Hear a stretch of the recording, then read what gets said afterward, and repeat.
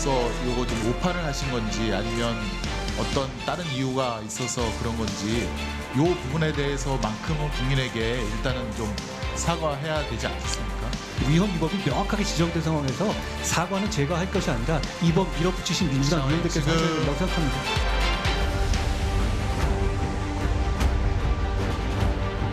꼼수, 소위 말해서 꼼수를 부려서 시행령으로 검찰의 수사권을 밥그릇을 지킨 겁니다. 사법부에 이런 판결을 존중해서 당장의 시행령 통치 이런 것들 다시 처리하고 이재명 지사에 대한 검찰의 직접 수사가 지금 진행되고 있을 수 있으니까 지금 검찰에서는 민주당에서는 뭐 시행령을 원상 복귀해야 된다. 지금 뭐 이러한 주장을 하고 있는 것으로 보고 있습니다만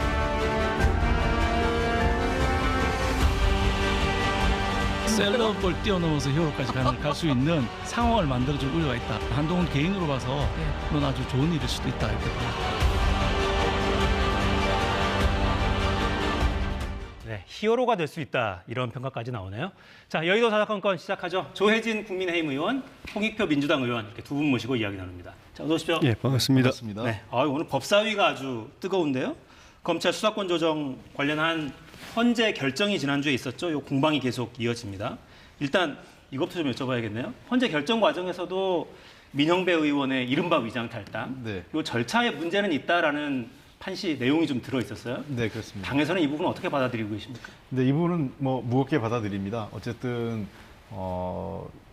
어떠한 일을 하는 데 있어서 아무리 목표가 좋다 하더라도 과정과 절차적 정당성에 대해서는 신중을 기하는 게 좋지 않을까 하는 그런 의미로 생각을 됩니다. 앞으로 이거는 우리 당도 그렇고 국회가 어떤 일을 처리하는 과정에서 조금 더 절차의 문제에 대해서는 좀 바로잡는 또 만약에 국회법에 관련된 내용이 좀 허술할 경우에는 제도적 보완을 할 필요가 있지 않을까 이런 생각을 갖고 있습니다. 네, 한 가지만 더 여쭤볼까요? 이어서 한동훈 장관은 앞으로도 위장 탈당시켜서 입법할 게 아니라면 사과는 민주당 의원들이 해야 된다 이렇게 맞받았어요.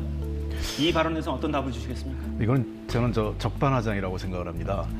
물론 아까도 말씀드렸지만 절차상의 문제에 대해서 저는 뭐 개인적으로 인정할 부분은 인정하고 사과드릴 부분은 사과드리겠는데 이것이 본말이 바뀐 거거든요.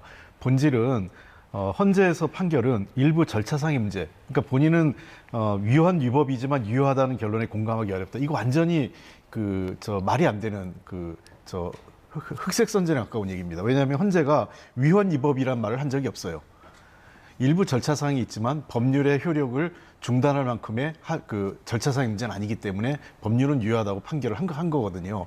그리고 이미 헌법이 검사의 기소권이 검사에게만 있지 않다라는 것을 여러 차례 확인했기 때문에 이걸 왜 또 우리한테 묻냐라는 게 헌법재판소 이번 판결이거든요. 즉 헌법재판소의 중대한 것은 이번 검찰 수사권 분리는 검찰의 수사기소권 분리는 헌법에 위반되지 않는다는 것.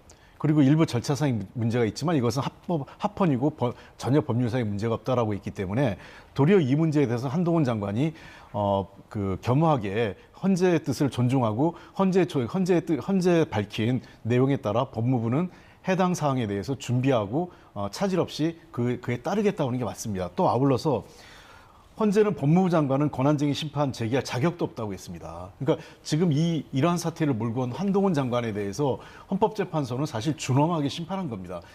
지금 현재 한동훈 법무부 장관의 태도는 매우 오만하다 이렇게 생각을 합니다. 일개 법무부 장관, 국무위원이라면 헌법재판소의 판결에 존중하고 그에 대한 상응하는 추가 조치를 하는 것이 맞는 거지 이렇게 대놓고 헌법재판소를 부정하고 국회의 결정을 존중하지 않는 거는 이건 대통령도 이래서는 문제가 있는데 일개 법무부 장관이 이렇게 하는 것은 오만하고 헌법 자체를 우습게 하는 그런 태도가 아닌가 싶습니다. 네, 자, 한 장관의 발언에 대해서 적반하장이다, 본말 전도다 이렇게 평가해 주셨는데 어떻게 보십니까?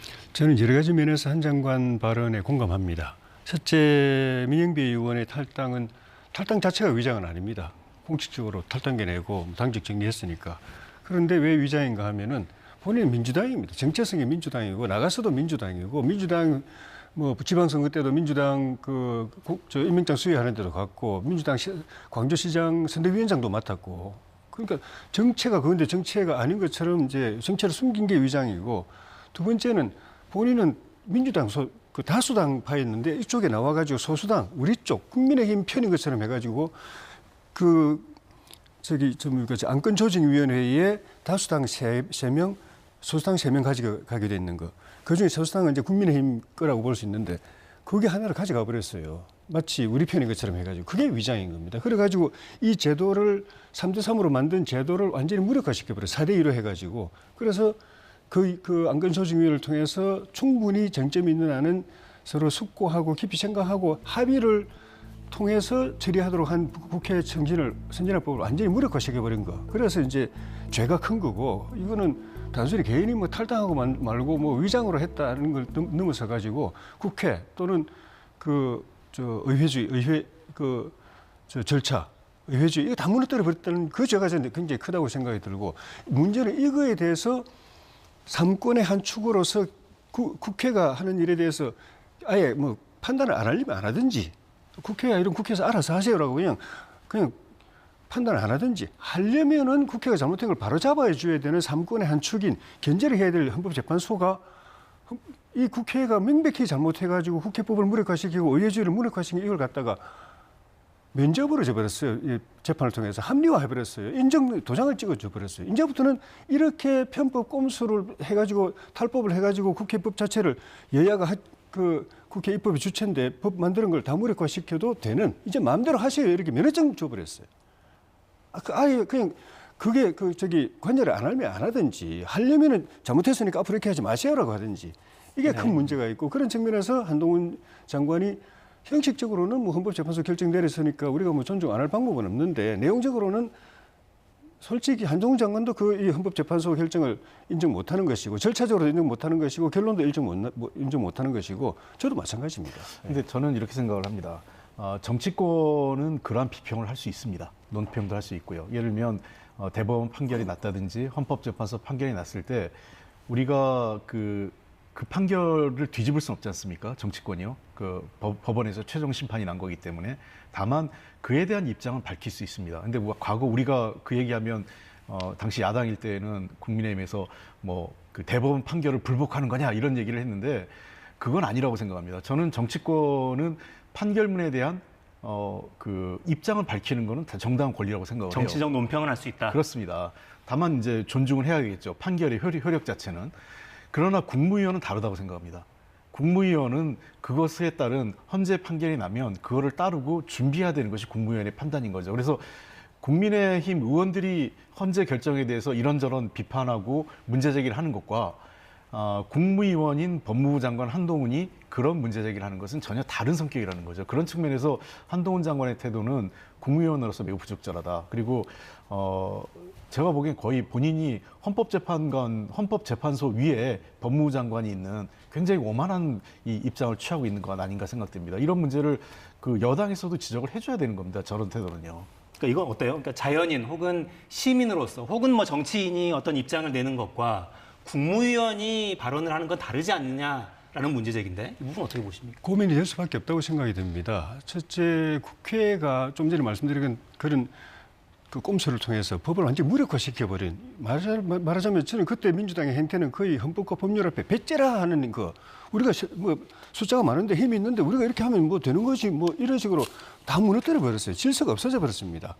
법이 무너져 버렸어요. 그 행태에 대해서 헌법재판소가 똑같이 그걸 갖다가 합리화시켜줘 버렸단 말입니다. 이런 경우에 그러면 옳으니까, 이미 법이 무너져 버린 상황에서 옳으니까 그대로 해야 된다. 그렇게 되면 결국은 검찰 수사, 이 잘못된 법이 강요하는 대로 수사 안 하고, 그래서 제일 검찰 수사권에 제가 볼 때는 우리 헌법에서 수사권이라는 건 이제 여러 기관들이 나눠 가질 수 있지만은, 헌법의 기본 설계는 검찰의 헌법에 유일하게 헌법이 언급하고 있는 게 이제 검찰입니다. 검찰총장, 국무회의 관련해서 언급이 되어 있고, 영장 관련해서 검사가 언급이 되어 있고, 그거는 기본 설계가 우리 국가수사권, 소추권의 기본 설계가 검찰을 중심으로 하되, 그 하부 이제 조정 상황에서는 이제 경찰도 일부 가져갈 수 있고, 국정원도 대공수사권에서 이제 가져갈 수 있고, 그다음에 또 군 검찰도 가져갈 수, 이렇게 조정을 하지만은 기본 설계는 검찰의 소추권과 기소권을 중심으로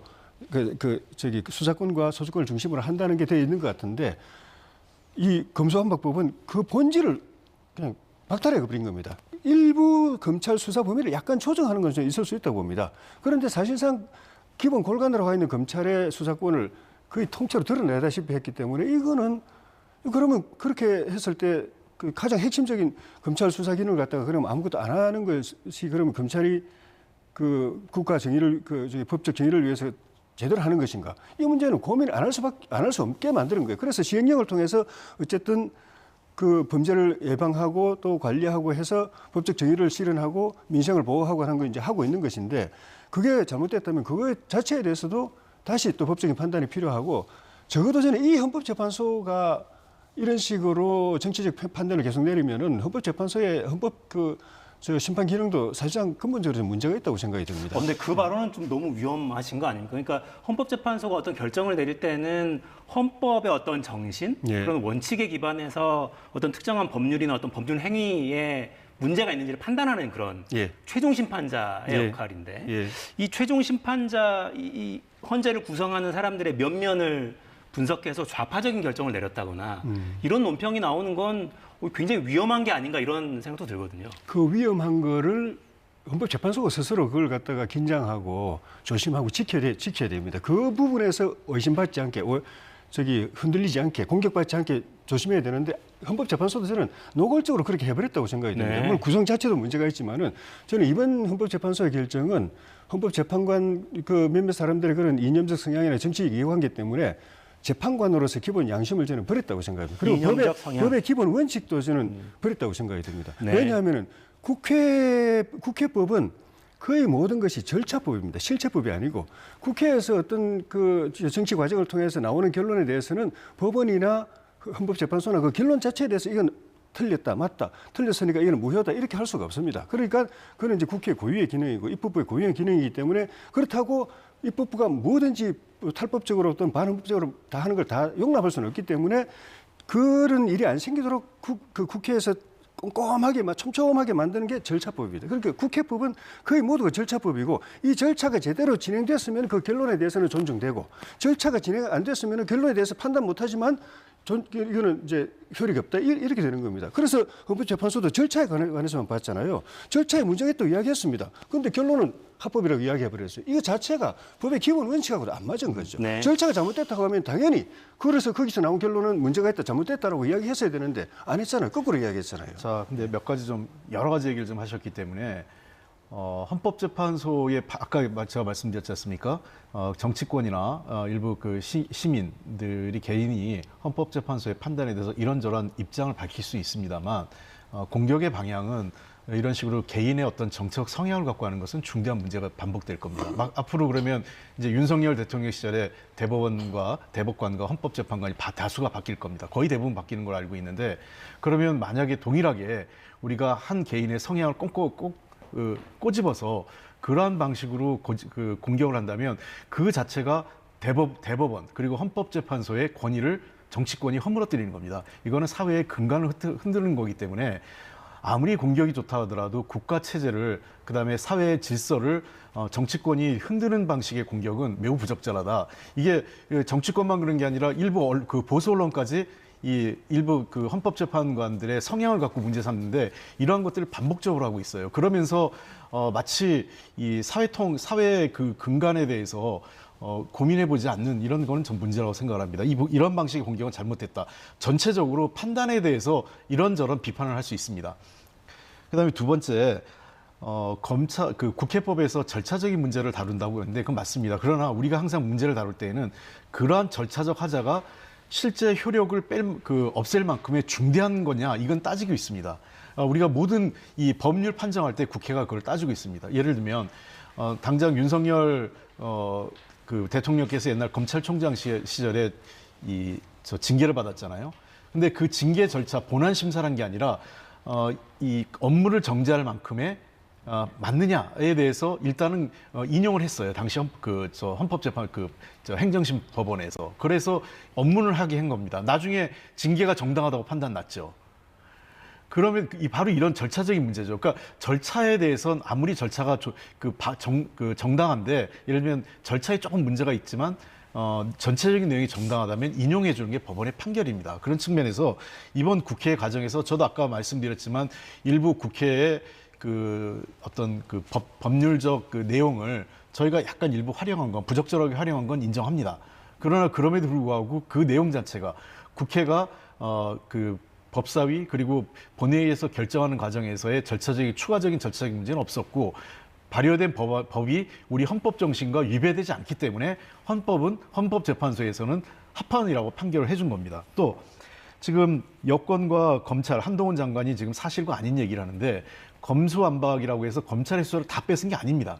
6가지 중요 범죄에 대해서는 검찰이 여전히 수사할 수 있었습니다. 선거 관련된 거나 중대경제범죄. 그리고 마약과 관련된 수사 못한다고 그러는데요. 마약과 관련된 수사는 지금도 90% 이상을 경찰이 해왔습니다. 검찰이 하지 않았습니다. 그리고 검찰에서는 추가 수사권이 있습니다. 경찰이 수사해 온 거에 대해서 검찰이 수사가 부족하다 하면 추가 수사를 요청할 수 있습니다. 전혀 이게 지금 새롭게 시스템이 오기 때문에 미흡한 시스템을 어떻게 보완하고 마련할 것인가 하는 것이 더 중요한 건데 이것 자체를 본인들의 검찰의 기득권을 뺏어간다고 해서 저항하고 하지 않으려고 하는 것은 매우 부적절하다. 특히 한동훈 장관이 법률가인데 등이라는 이번 법률에 통과된 등이라는 한 단어를 활용해서 다 할 수 있다라는 행정명령을 통해서 이런 꼼수를 부리는 거는 저는 법률가로서 매우 부적절한 처신이라고 생각합니다. 본인이 최소한 법조인이고 그래도 검사 중에서 엘리트 검사라고 평가받고 일국의 법무장관 하는 사람이 국회의장께서 법의 취지를 얘기 다 했어요. 그런 일이 없게 하기 위해서. 그리고 국회에서 보낸 법률 안에 그런 입법 취지가 있는데 그 입법 취지를 정면으로 거스르는 방식의 그런 행정령 정치하는 거는 저는 한동훈 장관이 정말 장관 이전에 사람으로서 그러면 안 됩니다. 사람으로서 그러면 안 된다 이런 표현까지 나왔고. 근데 이제 헌법재판소나 대법원도 지금 문제가 되고 있는데 헌법재판소나 대법원이나 문재인 정권이 처음 인사할 때 이미 권위를 다 무너뜨려 버렸어요. 그때부터 정치적 편향. 그럼 대법원을 해체할까요?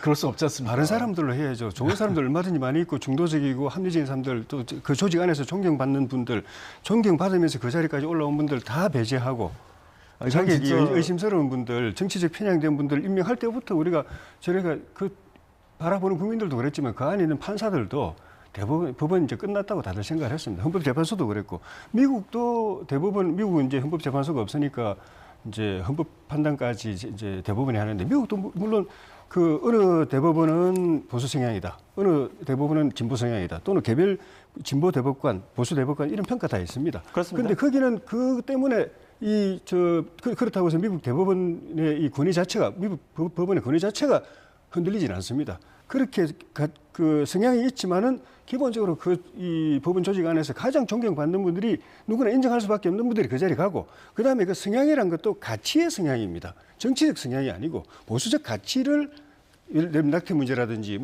성소수자 문제라든지 이런 보수적 가치에 있어 가지고 보수적이거나 진보적인 걸 갖다가 판결에 녹이는 것뿐이지 정치적으로 어느 쪽으로 편들거나 그쪽하고 전부 다 같이 활동을 했거나 어느 정치 세력에 이렇게 기울거나 그러지는 않습니다. 그러니까 인정받는 것이고. 그런데 우리는 그 기본을 완전히 무너뜨려 버렸잖아요. 그때부터 이제 이 스스로 인사를 통해서 첫째는 대통령이 사실은 헌법재판소와 대법원의 권위를 완전히 무너뜨려 버렸고 거기 있던 분들도 임명됐으면 그걸 생각해서 조심해서 의식해서 해야 되는데 제가 볼 때는 엉터리 판결을 내리니까.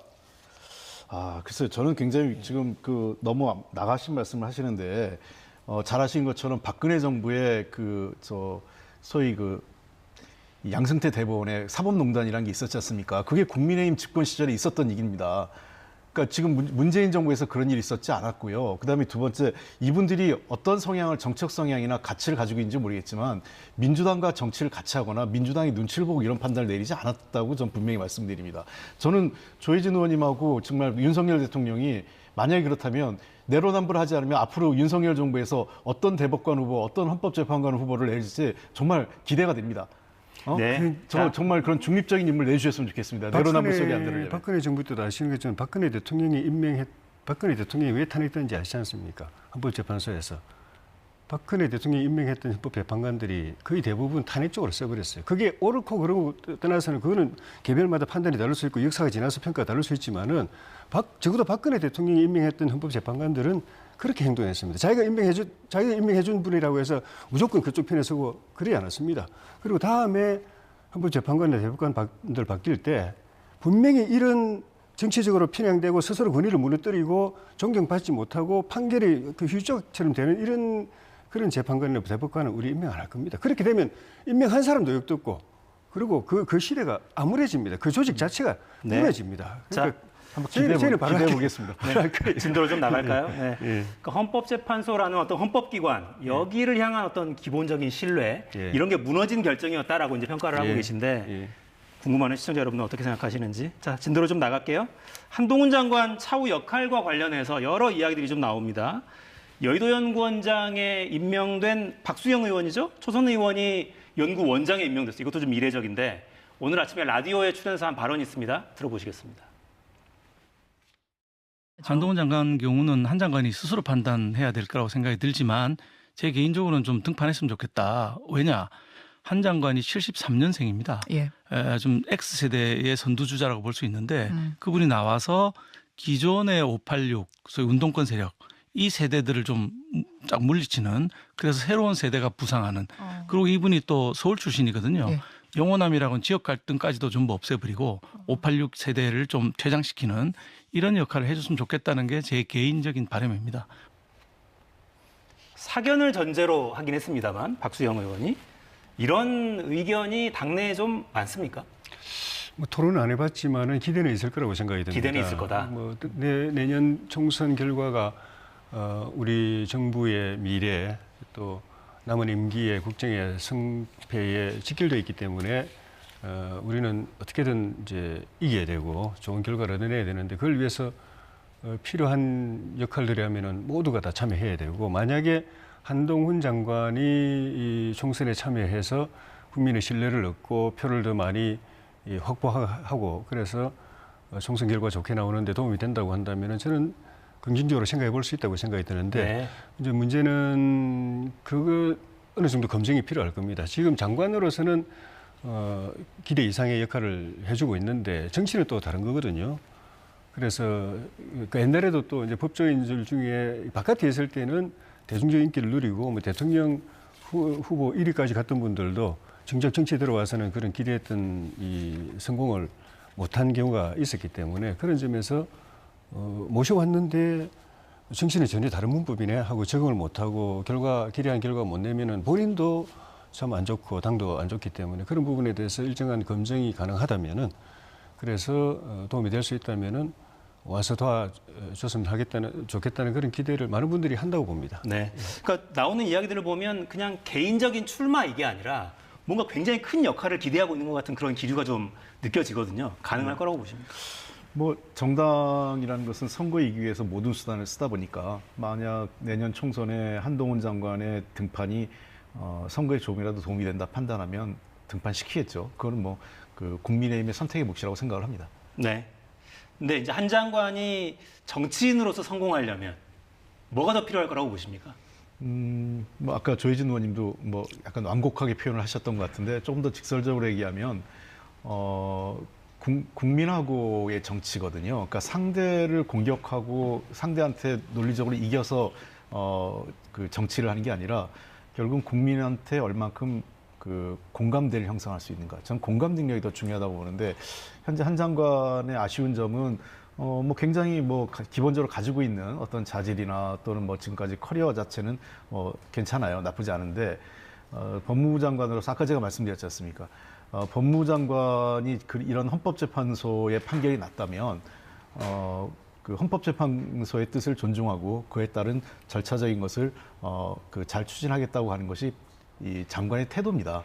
근데 여기서 거치 여당 정치인처럼 헌법재판소를 비틀고 헌법재판관의 판단을 우습게 평가하는 것 자체는 저는 매우 부적절하고 이러한 태도가 정치권에 들어와서도 반복된다면 저는 그렇게 썩 좋은 태도는 아니지 않을까 생각됩니다. 근데 어때요? 지금 이제 야권에서는 굉장히 좀 부적절하다고 느끼는 이 태도가 여권의 핵심 지지층 입장에서 보면 굉장히 박수를 받을 만한 그런 태도일지도 모르겠는데 조금 우려가 되는 게 있다면 조언을 해주신다면 한 장관에게 어떤 말씀을 좀 주시겠어요? 그러니까 그 순발력, 또 이슈 파이팅, 논리력, 그걸 이제 총체적으로 전투력이라고 말한다면 그거는 거의 뭐 불세출 이런 분을 별로 못 봤을 정도로 정말 타의 추종을 불허할 정도로 아주 뛰어난데 그런 점에서 저희 당의 당원들의 지지자들로부터는 일광적인 지지를 받고 있는 것 같습니다. 그런데 내년 총선에서 국민의힘이 이기는 거는 저희 당 지지층을 결집시키는 거 가지고는 필요 조건밖에 안 되고 충분 조건 안 되고 충분 조건이라는 건 결국은 중도층에 있는 분들 또 민주당에 실망한 분들 또는 지역적으로는 이제 뭐 호남이라든가 이런 우리의 약간 좀 그 지지세가 약한 지역 또 세대별로 보면 이제 젊은 유권자층이라든가 수도권이라든가 이런 데서 표를 가져올 오는 분이 이 승리의 1등 공신이 되는데 한동훈 장관이 그 당에 도움이 되려면은 그 득표력을 보여줄 수 있느냐? 보여주려면은 지금 행보 그대로 가서는 그 좀 미지수다. 그래서 정치로 이렇게 전환하는 과정에서는 그런 전환 과정이 필요하다. 그런 계층에서 표를 가져올 수 있는 사람이 되는 과정이 필요하다 하는 생각이 듭니다. 그리고 정치인이 되면은 지금은 계속 이제 싸우는데 정치인이 되면은 상대방하고 맨날 싸우고만 있을 수는 없습니다. 또 대화도 해야 되고 소통도 해야 되고 상대방 존중할 땐 존중해야 되고 또 타협할 땐 타협도 해야 되는 그런 덕목까지도 갖출 때 당의 승리에 도움이 되겠다는 생각이 듭니다. 네. 지금 모습에 대한 평가는 방향이 다른데 조언은 거의 비슷하게 느껴지네요. 한 장관이 이 조언을 어떻게 받아들일지. 네, 주제를 좀 바꿔보죠. 윤석열 대통령은 대선 후보 시절부터 MZ세대 여러 차례 강조해왔습니다. 저희 영상으로 정리했습니다.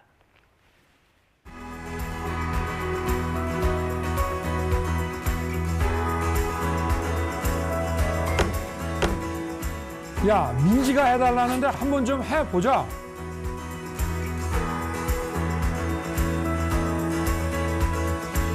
여러분은 해낼 수 있습니다. 반드시 해낼 것입니다.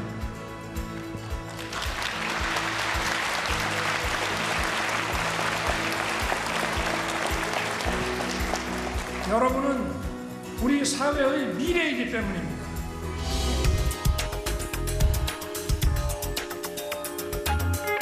진정으로 노동자가 원하는 방향으로 가고 있는지 그리고 그 취지가 그대로 개편안에 반영되어 충족되었는지가 의문이 들어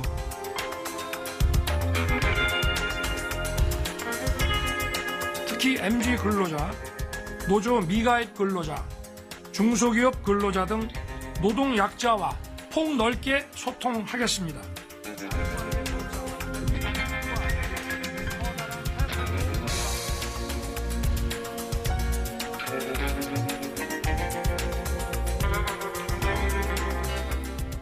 네, 저희가 자막에 돌아선 MZ 마음 이렇게 표시를 했습니다만 근거는 여러 여론조사들을 보면 거의 비슷한 것 같아요.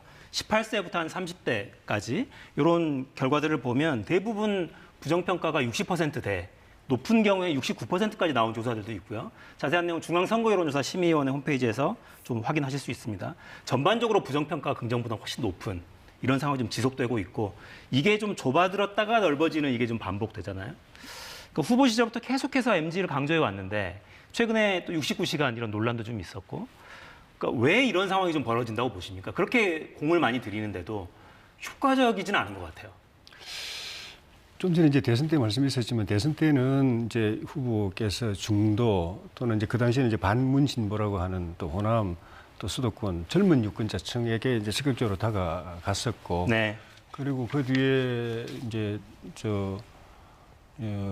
전당대회 과정에서 30대 영선 그 이준석 대표가 당 대표가 되면서 젊은 우리 유권자층이 저 당은 저런 일도 가능하구나라고 저렇게 열려 있구나 유연하구나 해서 희망 기대를 가지게 됐고 근데 이제 그때 이제 많이 또 당원 가입도 했었죠. 근데 이준석 대표가 당 대표 임기를 못 지키고 중간에 물러나고 나면서 조금 이제 실망이 있었고 이번 전당대회 과정에서 이제 천하람 후보라든가 젊은 유권자 청년을 대변할 수 있는 사람들이 선전을 하니까 다시 한번 기대가 모였다가 이제 아무도 안 되니까 또 실망하신 데다가 정책적으로는 지금 MZ세대는 어떤 이념적으로 어느 쪽에 편향되거나 뭐 그런 층이 아니고 정치적인 성향이 그렇게 강하지 않고 생활 정치에 관심이 있고 실용적이고 이렇기 때문에 정책적으로는 좀 전에 말씀하신 근로시간 문제라든지 이런 데 대해서 또 실망이 있고 그래가지고 좀 이탈해 있는데 대통령의 기본 이제 초심 또는 성향 자체가 어떻게 보면 좀 실사구시적이고 실증적인 그런 측면도 있고 뭐 정치를 오래 보신 분이 아니기 때문에 이념적으로나 또 성향이 어느 한쪽으로 지나치게 기울거나 편향된 분이 아니라서 지금처럼 이렇게 그 문제의식을 가지고 노력하시면은 다시 회복되는 계기가 이제 오지 않겠는가 그렇게 생각합니다. 네. 네, 그 사실 MZ세대의 문제는 어제 오늘의 문제는 아니죠. 그리고 또 하나 저 과거의 통계를 보면 문재인 정권 시절에도 그 소위 MZ세대의 지지율은 정부에 대해서 낮았습니다. 그러니까 기본 성향 자체가 정부 여당에 대해서 약간 비판적인. 그러니까 지금의 이제 윤석열 대통령이 뭐 MZ세대에 약간 그 지지를 얻는 것처럼 보였지만 사실은 선거 결과는 그렇게 그 도리어 그렇진 않았거든요.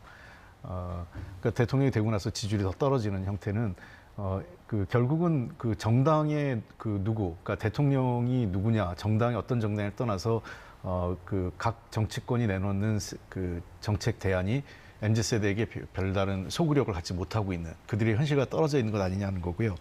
저는 어떤 문제가 있냐면 아까 이준석 천하람 얘기를 했는데 이준석 천하람도 좋고 우리 당 같은 경우에는 몇몇 또 청년 정치인들이 있었죠.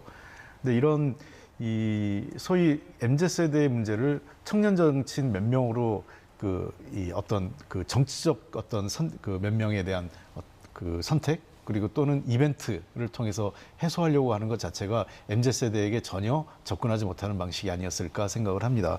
실제로 정치적 문제보다는 이 세대에서 가장 큰 문제는 사회경제 문제거든요. 미래에 대한 불확실성 그리고 전혀 존중받지 못하고 사회로부터 또 기성세대로부터 존중받지 못하고 있다는 생각 그리고 자신들이 앞으로 지금 아버지 세대 또는 자기 윗세대만큼의 어떤 그 경제적 혜택이나 번영을 누리기 어려운 것들 그리고 앞으로 미래 사회에 대한 여러 가지 예를 들면 기후환경 문제라든지 저출생 문제 등 사회의 불안정성 요소들이 계속 늘어나고 있기 때문에 이러한 문제에 대해서 근본적인 햇볕 없이 뭐 정책으로 누구 한 명을 발탁한다든지 뭐 립서비스를 한다든지 뭐 이벤트를 내서 최근에 뭐 무슨 뭐 자녀 30세 이상 자녀 나면 3명 나면 군면제 검토해 보겠다는 어이없는 그러한 정책들이 남발되면 도리어 이 MZ세대로서는 귀가 더 멀어지는 것 아니냐. 그래서 저는 이 문제는 좀 여야 정치권이 함께 힘을 모아서 귀를 기울이려는 노력이 필요할 것 같습니다. 이게 특정 정치권의 문제 또는 특정 정당이나 이 정부의 문제를 넘어서서 앞으로 미래 세대 문제지 않습니까? 이분들의 문제를 좀 그 국회에서 공동의 특위라도 만들어가지고 어떤 함께 문제를 풀어갈 수 있는 그리고 최소한 그분들의 의견을 적극적으로 청취하는 공감 능력부터 만드는 게 정치권이 해야 될 일 아닐까 생각합니다. 네, 특정 세대의 문제겠어요. 정치가 뭔가 유권자들에게 효능감을 주는 이게 가장 중요할 것 같은데 찍었더니 정말 뭐가 달라지더라.